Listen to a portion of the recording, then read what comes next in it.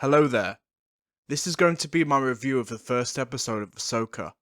So be careful for spoilers and let's get into this. So the first thing I noticed when watching the show, the opening was a reverse of the Phantom Menace opening.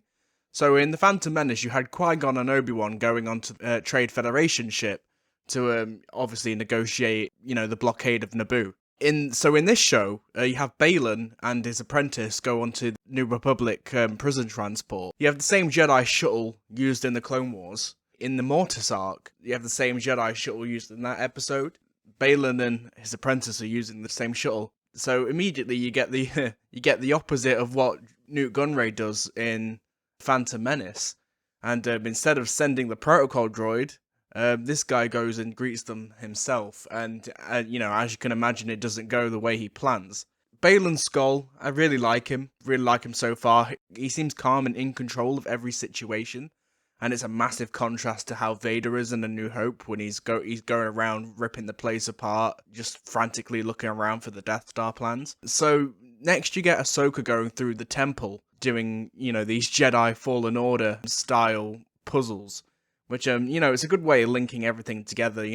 Now all these puzzles in the game doesn't feel like it's just a game mechanic. It feels like it's actually a part of the the mysterious lore behind Star Wars. Ahsoka finds the map she's looking for, and it turns out to be Disney plagiarized themselves, like they always do.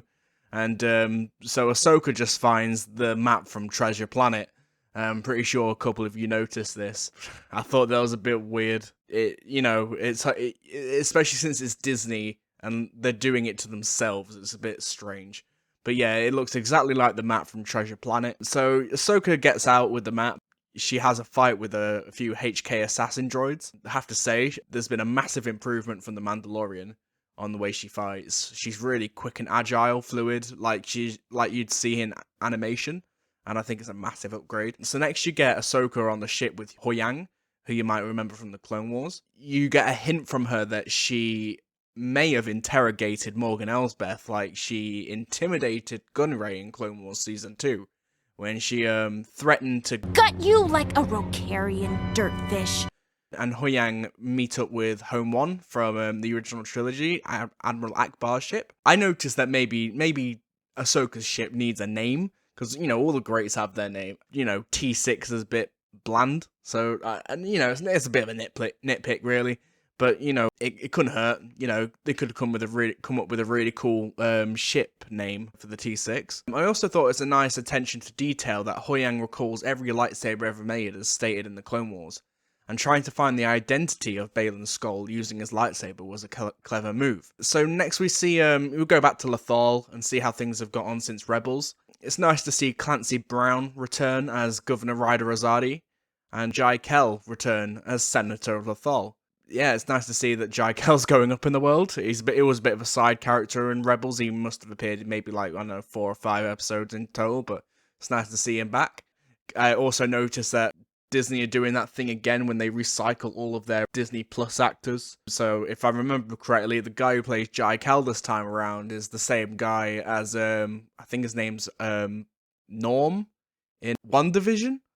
They tend to do this before. They've used that same guy from Eternals in a crap ton of Disney Plus projects. That other guy's been in Obi-Wan Kenobi. Pretty sure he's been in another Disney Plus project as well. I liked the Star Wars style kind of rock music used in the speeder chase, previously used in the same style was previously used in Star Wars Rebels Season 3. You have Zed kicking back in a deck chair, listening to this kind of rock music. It's cool to see that make a comeback. It's quite cool. So it's a cool touch to see the New Republic fighter pilots using the Spectre code name from Rebels when they're chasing down Sabine in their E-Wings. So yeah, that's quite cool. Not sure how I feel about live action Ezra, at least in the hologram. He looks a bit too old. The same kind of thing. They didn't really de-age Anakin in Kenobi either. He looked a bit old and he looked a bit weird. And it seems as well, I know they're probably going to, Ezra's probably going to be in this series at some point, and he's obviously going to be a bit older, but it's weird to see in this hologram that he still looks about 30 years old when he should have been, I don't know, maybe 14 at the time of the hologram. I'm not sure how I feel about his outfit and how well that translates into live action, but I liked Rebels, but I think the aesthetic was never for me. And it's weird to see that get translated into live action. I'm not sure it fits, but that's just my opinion. Feel free to debate. I thought Morok is cool looking. He reminds me of the original trilogy style Boba Fett, and or Zombie Mountain from Game of Thrones, the badass silent type killer with his face hidden behind the helmet. David Tennant is great as Hoyang. He's a very entertaining presence.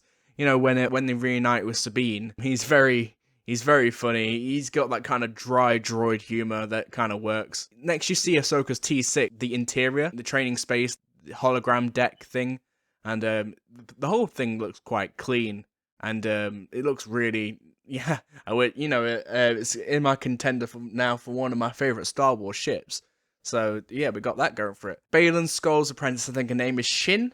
I didn't check the credits, but I'll correct it in my video for episode 2. Tracking Sabine reminded me of Darth Maul tracking Qui-Gon on Tatooine in The Phantom Menace. It's weird. From everyone who went to the premiere who saw Ahsoka, said it was very original trilogy, it was very Star Wars Rebels, but I was seeing more Phantom Menace kind of callbacks in this episode than anything else. I don't know if that's just me. Let me know in the comments if you agree. Also, what really stuck with me was Ahsoka's bit of wisdom. Sometimes the right reasons have the wrong consequences.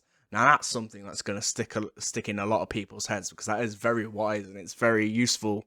It's a very useful quote to have in life, so I can see that going places. So Sabine tries to figure out what's going on with the map. I like the touch that the map has 3 faces, which, I've seen other people say it. Maybe it's something to do with the Mortis gods. The Mortis gods has been in everything, to do with the Clone Wars Rebels cast. They've been in Star Wars Clone Wars, they've been in Rebels. So it's good to see. Maybe they have more prominence in the series. Maybe we go into the world between worlds. Maybe everything's connected, So yeah, that's quite cool. It kind of looked weird, when Sabine's back in a tower, which used to be Ezra's home. It kind of looked weird seeing Sabine punch and kick droids, fight them hand to hand. But then I remembered that in Clone Wars Season 2, Padme was literally roundhouse kicking battle droids. And so it's hard to criticize this show for something that Star Wars has always done. Well, not always done, but done since 2008. So yeah, so that's a bit weird, but can't criticize it too much. Shin in the duel with Sabine, she seems quite aggressive and energetic, which is direct contrast with Baylan. He's very calm and collected. He's in control. He doesn't seem very evil, not very dark at all. So I guess that's the whole master and apprentice vibe for you. Like he's always in control. He's calm. He's relaxed. He's patient, and she's just very impatient and aggressive. And I kind of like that dynamic a little bit. I hope we see more of it. So Sabine survives being stabbed with a lightsaber, and I know that's got a lot of criticism from people in the past, from especially Disney Plus shows, people getting shot, stabbed, and through the magic of back on the feet by the next episode. But I don't know. It's getting. I think it must be becoming an inside joke at this point at Lucasfilm, because it's getting ridiculous now at how survivable stab wounds are these days. R.I.P. my boy Qui-Gon Jinn, and R.I.P. my boy Savage Opress. They don't get to survive these kind of things, but the magic of Bacta, anyone else can. Plot armor. Okay, so the last thing I have to say about it really is the end credits reminded me of Game of Thrones. With the string, the strings and the kind of map, the cinematic map kind of thing. Got me really hyped for what's to come. So yeah, I really enjoyed this. I really enjoyed this episode. I'm really looking forward to see what they do with the rest of the show. Overall, I think it's just a really good show. Like, I know I haven't, I'm quite new to YouTube really, so I haven't really given my thoughts on any of the other shows, but like, the one major criticism I have for most of the Star Wars TV shows released on Disney Plus is that they don't really feel like a TV show, really. they seem like movies stretched out into 10 episodes, and I don't like that. I like to feel like, like the plot is driven by characters, and every episode should be able to stand on its own without being connected to the larger story. And that's something Andor did quite well. I'm personally, Andor's not my favorite Star Wars show. It's not my favorite Disney Plus project of anything Star Wars, but like I do appreciate it more for actually being what it's meant to be, a TV show. When you get, like Book of Boba, which I did enjoy slightly more than Andor, that wasn't really suited for TV. Thought that would have suited a movie more, because like it's just start to finish the plot of a film stretched into 10 episodes, and I don't like that.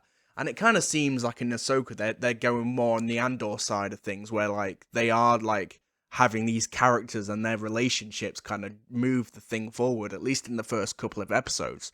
So yeah, I'm excited to see what they do with the next. I've obviously seen episode 2, so I've just got to rewatch episode 2, and then I'll do my review of episode 2. Yeah, I'm curious to see what they do with the rest of the show. I'm really enjoying it so far.